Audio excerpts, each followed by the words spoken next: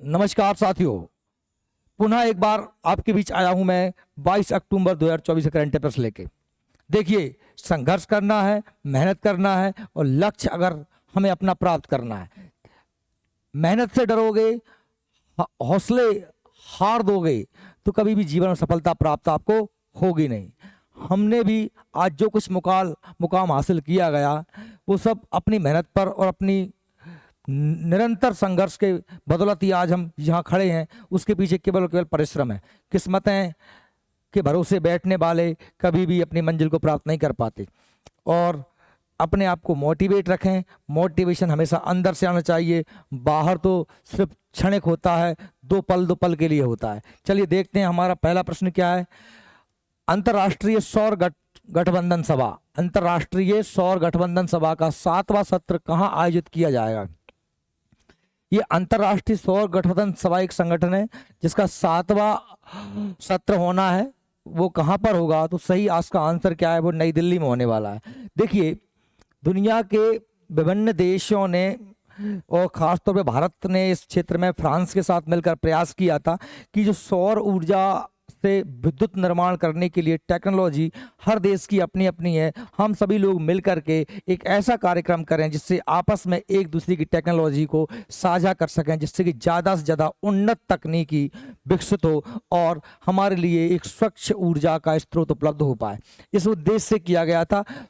अंतर्राष्ट्रीय सौर गठबंधन 3 से 6 नवंबर 2024 तक भारत मंडपम नई दिल्ली में भारत की अध्यक्षता में किया जाएगा। साथ फ्रांस की सह अध्यक्षता में आयोजित किया जाएगा। अध्यक्ष रहेगा भारत मंडपम नई दिल्ली में होगा 3 से 6 नवंबर 2024। अगर हम बात करें अंतर्राष्ट्रीय सौर गठबंधन ISA की स्थापना 2005 में हुई थी और मुख्यालय इसका हरियाणा के गुरुग्राम में है, भारत में ही है। इसका इस बार अध्यक्ष भारत है और उसका उपाध्यक्ष कौन है? फ्रांस है। और इसमें धीरे धीरे, पहले वैसे तो बताऊं मैं आपको, इसमें ये कहा गया था शुरुआत में कि ये हमारी दुनिया है। दुनिया में ये आप जानते हैं ये हमारी कर्क रेखा बीच वाली होती है और ऊपर जो रेखा होती है वो होती है मकर रेखा, कर्क रेखा और ये मकर रेखा। ये भूमध्य रेखा के दोनों तरफ, बीच वाली भूमध्य रेखा इक्वेटर, इसके इस तरफ और इस तरफ ये पूरा जो क्षेत्र होता है यहाँ बहुत तेज गर्मी पड़ती है। इन लाइनों के बीच में जो देश आएंगे उनको इसका मेंबर बनाया जाएगा, क्योंकि यहाँ पर सूर्य की सीधी किरणें लगभग वर्ष भर पड़ती रहती हैं। लेकिन अब ये नियम बदल के अब उत्तरी गोलार्ध और दक्षिणी गोलार्ध के देशों को इसमें शामिल किया जा रहा है। बात करते हैं अगले प्रश्न की। अगला प्रश्न हमारा है 9000 टेस्ट रन बनाने वाले चौथे भारतीय कौन बन गए? तो सचिन तेंदुलकर, राहुल द्रविड़, सुनील गावस्कर या विराट कोहली? तो सही इसका आंसर कौन है? विराट कोहली। देखिए बताऊं मैं आपको, सचिन तेंदुलकर ने पहले ही बना लिए थे, राहुल द्रविड़ ने बना लिए थे और सुनील गावस्कर ने बना लिए थे। अभी नए व्यक्ति कौन है? अपने विराट कोहली, जिन्होंने 9000 रन बनाए हैं अभी कायम है टेस्ट क्रिकेट में। आप जानते हैं 3 फॉर्मेट होते हैं। एक तो टेस्ट होता है जो 5 दिन तक चलता है, दूसरा होता है वनडे और तीसरा हमारा जो होता है वो होता है हमारा क्या? T20। क्या होता है? T20। ये तीनों फॉर्मेट होते हैं क्रिकेट के। तो भारतीय बल्लेबाज विराट कोहली ने न्यूजीलैंड के खिलाफ पहले टेस्ट की दूसरी पारी में 102 बॉल पर 70 रन बनाए और इसी के साथ में उनके टेस्ट में 9000 रन पूरे हो गए। ऐसा करने वाले सचिन तेंदुलकर, राहुल द्रविड़ और सुनील गावस्कर के बाद में चौथे खिलाड़ी बन गए हैं कोहली। न्यूजीलैंड में के खिलाफ पहले टेस्ट में 68 लगाया, 50 बनाई और उनका क्रिकेट के तीनों फॉर्मेटों में यानी वनडे, T20 और टेस्ट तीनों में मिलाकर ये 221वां 50 है।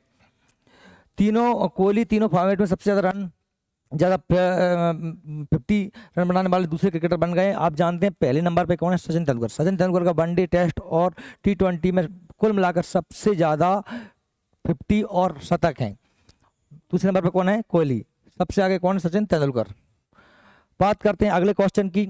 Senior IPS officer Ajay Singh को किस राज्य का DGP बनाया गया है? एक सीनियर ऑफिसर हैं IPS जिनका नाम है अजय सिंह, को बनाया गया है हमने किस राज्य का DGP मतलब डायरेक्टर जनरल ऑफ पुलिस महकमे का मुखिया। तो वो बनाए गए हैं किसके? अभी झारखंड के। तो झारखंड का नया पुलिस महानिदेशक DGP director general of police नियुक्त किया गया है।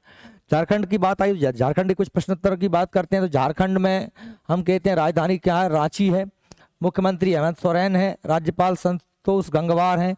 झारखंड के कुछ करंट अफेयर्स की चर्चा करें तो झारखंड की हेमंत सोरेन सरकार ने राज्य में पात्र महिलाओं के लिए वित्तीय सहायता प्रदान करने के लिए मुख्यमंत्री मैया योजना, जैसे मध्य प्रदेश में चलती ना लाडली बहना योजना, ऐसे ही एक मुख्यमंत्री मैया योजना की शुरुआत की है।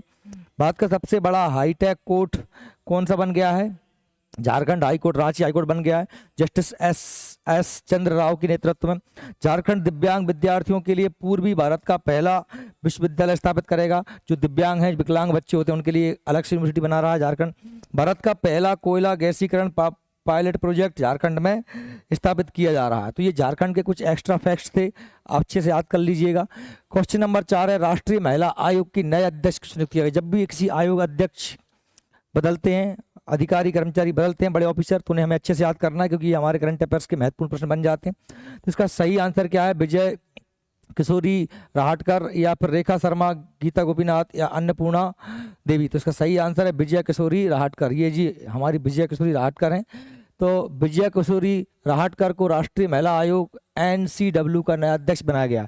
देखिए आप समझ रहे हैं, ये NCW महिला आयोग के अध्यक्ष की नियुक्ति कौन करता है? राष्ट्रपति। और आप जानते हैं राष्ट्रपति अपनी मर्जी से कोई काम करता नहीं है, वह प्रधानमंत्री के कहने पे काम करता है। प्रधानमंत्री जी किसे बनाएंगे? भारतीय जनता पार्टी है तो भारतीय जनता पार्टी के कोई से संबंधित व्यक्तियों को बनाएंगे। तो आप ये मैं कह रहा हूँ कि राहटकर नवी अध्यक्ष हैं, और राहटकर इससे पहले 2016 से 21 तक महाराष्ट्र राज्य महिला आयोग की अध्यक्ष भी रह चुकी हैं, और ये भाजपा महिला मोर्चा की अध्यक्ष भी रह चुकी हैं। याद रखना, इसलिए इन्हें बनाया गया। राष्ट्रीय महिला आयोग स्थापना जनवरी 1992 में हुई थी, और पहली अध्यक्ष थी सुश्री जयंती पटनायक। ठीक है, बात करते हैं अपन अगले प्रश्न की। क्वेश्चन नंबर 5 है, हाल में जारी वैश्विक भुखमरी सूचकांक का कौन सूचकांक है? ये भुखमरी सूचकांक 2024 में भारत का स्थान कौन सा है? तो भाई भारत की बड़ी बेकार स्थिति है। आप समझ लीजिए कि दुनिया भर में हम भुखमरी सूचकांक में 105वें नंबर पे हैं, और ये बड़ी दयनीय स्थिति है। आप समझ सकते हैं कि भारत के पड़ोसी राज्यों में हमारा नेपाल, भूटान, बांग्लादेश, श्रीलंका, ये भी हमसे अच्छा कर रहे हैं। यहाँ भी लोग कम भूखे मरते हैं, बस पाकिस्तान हमसे पीछे और अफगानिस्तान हमसे पीछे। समझ रहे हो, हमारी बेकार कंडीशन है। देखिए, तो बात कर रहे हैं वैश्विक भूख सूचकांक में भारत का स्थान 2024 में 127 देशों का जो लिस्ट बनाई गई थी उसमें से 105वें स्थान पर है, जिसमें हमें मात्र 27.323 अंक प्राप्त किए थे हमने, और 105वें स्थान पर हैं। वैसे 105वें नंबर स्थान याद कर लेना, ये सामान्यता नहीं पूछा जाता कितने अंक प्राप्त किए थे, कभी कभी पूछ लेते हैं। गंभीर भुखमरी वाले देशों की श्रेणी में रखा गया भारत को। भारत की रैंकिंग अपने पड़ोसी देश श्रीलंका, नेपाल, म्यांमार और बांग्लादेश से ही पीछे, जबकि मात्र पाकिस्तान, अफगानिस्तान से केवल ऊपर हैं हम। श्रीलंका में 56, नेपाल में 68 और बांग्लादेश में 84वें स्थान पर हमसे बहुत काफी आगे हैं। हम 105वें पे हैं। और ये रिपोर्ट कौन जारी करता है? तो concern world wide health hunger help द्वारा संयुक्त रूप से प्रतिवर्ष प्रकाशित की जाती है, और पहली बार ये रिपोर्ट 2006 में सामने आई थी। हालांकि भारत सरकार इसके आंकड़ों पर संदेह करती है, पर भुखमरी तो हमारे देश में काफ़ी है। इसके अलावा बहुत सी इंडेक्स, अलग अलग सूचकांक समय समय पर जारी होते हैं। ये मैंने आपको पहले ही पढ़ाए थे, इन्हें अच्छे से याद कर लेना प्लीज़, इनको अच्छे से लिख लेना। विश्व नवाचार सूचकांक है ना, कुछ नया करने के मामले में हम जो है 39वें नंबर पे, और टॉपर स्विट्जरलैंड है।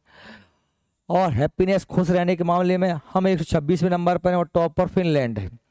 ग्लोबल पीस, शांति के मामले में हम 116वें नंबर पे हैं, और टॉप पर आइसलैंड है। जेंडर गैप, लिंग जो गैप है, पुरुष महिला में जो दिक्कत आ रही है कि कम ज़्यादा हो रहे हैं, उसके चक्कर में बात करें तो हम 129वें नंबर पे हैं, और टॉप पर आइसलैंड है। करप्शन के मामले में तो आप समझ सकते हैं हम 93वें नंबर पे हैं, और नंबर 1 पर कौन है? सोमालिया।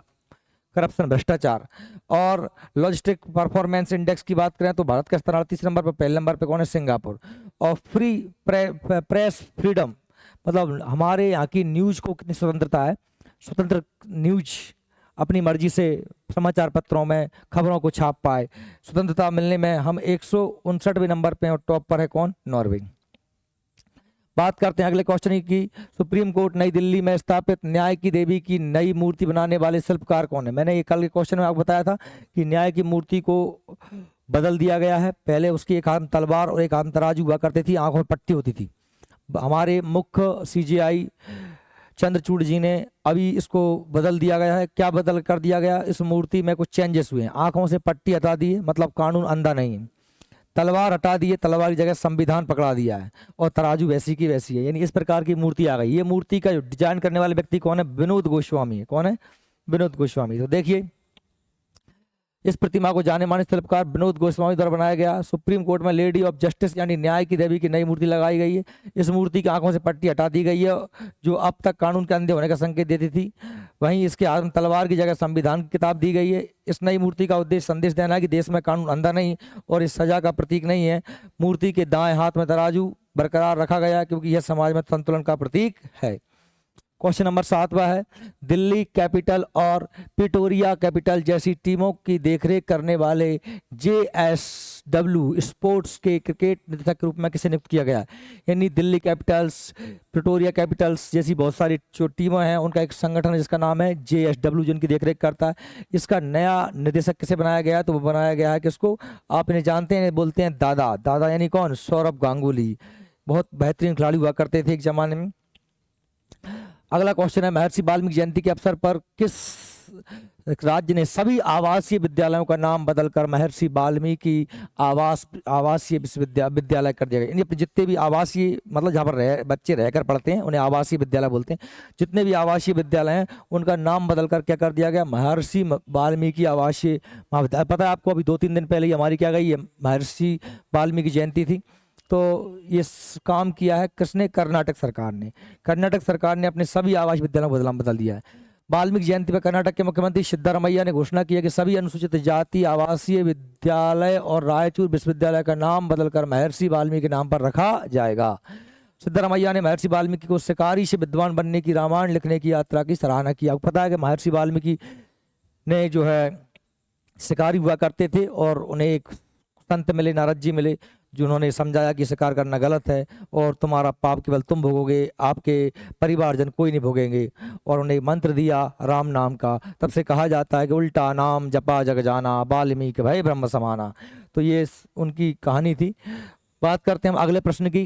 कर्नाटक संबंध कुछ फैक्ट देख लेते हैं। कर्नाटक की राजधानी बेंगलुरु है। मुख्यमंत्री सिद्धारमैया, राज्यपाल थावरचंद गहलोत हैं। नेशनल पार्क अंसी, कद्रेमुख, नागरहोल और बन्नरहट्टा। केंद्र सरकार आप देखें, अगर हम कर्नाटक सरकार ने रामनगर जिले का नाम बदलकर क्या रख दिया गया? बेंगलोर दक्षिण। दुनिया का सबसे लंबा रेलवे प्लेटफॉर्म भी यहीं पर है, 107 मीटर। और निजी नौकरियों में 50 से 75% लोगों को, कन्नड़ लोगों को नौकरी देने की ये बात कह रहे हैं प्राइवेट कंपनियों में। बेंगलोर में भारत की सबसे बड़ी तेंदुआ सफारी जनता के लिए खोल दी गई है। सत्तूर यात्रा महोत्सव 2024 कर्नाटक के मैसूरू में हुआ है। पढ़ा चुका हूं पहले मैं आपको। भारत में स्वदेशी high speed flying wing UAV का सफल परीक्षण कार्यक्रम कर्नाटक में किया गया। और नम्मा काम्बला प्रतियोगिता का आयोजन बेंगलुरु में किया गया। साथ में ग्लोबल ट्रैफिक इंडेक्स 2024 बेंगलुरु में 6वां संस्करण हुआ इसका। और चर्चा में रहे विरूपाक्ष मंदिर भी कहाँ पर है? कर्नाटक में ही है। क्वेश्चन नंबर 9, वैश्विक मानवीय कार्यों के लिए जोहान्सबर्ग, जो कहाँ पर है? साउथ अफ्रीका में, सोने के लिए बहुत प्रसिद्ध रहता है। कॉन्शियस कंपनी अवार्ड से किसे सम्मानित किया गया? तो ये हमारे हैं मोहन जी। मोहन जी एक आध्यात्मिक नेता हैं। इन्हें ये दक्षिण अफ्रीका के जोहान्सबर्ग में कॉन्शियस कंपनी का अवार्ड मिला है।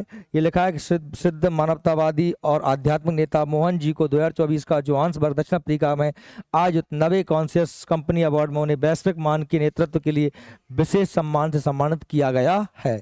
चलिए क्वेश्चन नंबर 10 की बात करते हैं। तो हाल में ही T20, इस पर लिख लेना, वेरी मोस्ट प्रश्न है, वेरी मोस्ट प्रश्न है।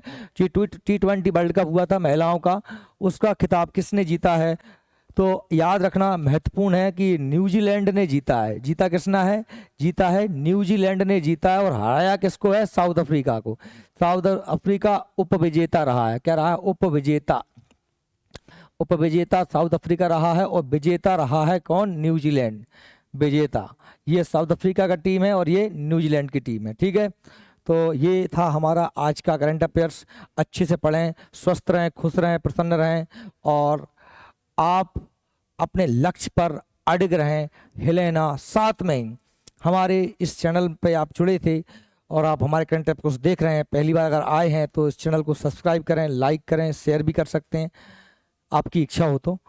बाकी अगर आप संपूर्ण तैयारी करना चाहते हैं तो जीनियस कोचिंग क्लासेस का एप्लीकेशन डाउनलोड करें। साथ में डाउनलोड तो एप्लीकेशन कर ही लें क्योंकि उसमें आपको कोई पैसे नहीं लगते। और आपकी जो PDF फाइल है, ये जो कंटेंट आप चाहते हैं कि आपको मिल जाए, तो हमारी एक ऐप में जो फ्री मटेरियल है उसमें ये प्राप्त होता है आपको। तो ऐप डाउनलोड कर लीजिए, उसमें फ्री मटेरियल में ले लीजिए। अगर आपको लगता है कि हमें सर अच्छा पढ़ाते हैं तो आप हमसे अगर सभी सब्जेक्ट पढ़ना चाहते हैं, इतिहास, भूगोल, संविधान, जीएस, मैथ्स, रीजनिंग और कंप्लीट एग्जाम तैयारी करना चाहते हैं, तो आप हमारे कोर्स को, फाउंडेशन कोर्स को परचेस कर सकते हैं। एनटीपीसी का भी कोर्स है, एसएससी जीडी का भी कोर्स है। आप डेमो लीजिए, पढ़िए। यूट्यूब पे भी हमारे बहुत सारी वीडियो पड़े हैं, आप देख सकते हैं। धन्यवाद।